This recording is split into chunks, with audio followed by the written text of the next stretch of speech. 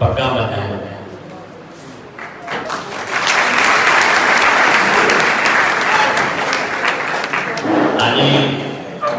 पहली बार वास्ते जनाब अली साढ़े एसी गुआना मुअज़्ज़िज़ जनाब मोहम्मद शकीर सरवर साहब मैं प्रोफेसर साहब को गुजारिश करना कि हमें उस्ताद बाकी दी जाए।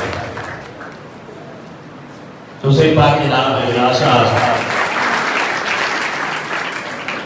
तीसरी बात मियां औरंगजेब जप्पा साहब, चौथी बात जनाब मलिक मुजाहिद हुसैन खोकर साहब। मलिक साहब ने पाकबंदी हुई ते हुण मैं अपनी तरफों राणा आरिफ साहब को पाक पढ़ाना चाहता हूं।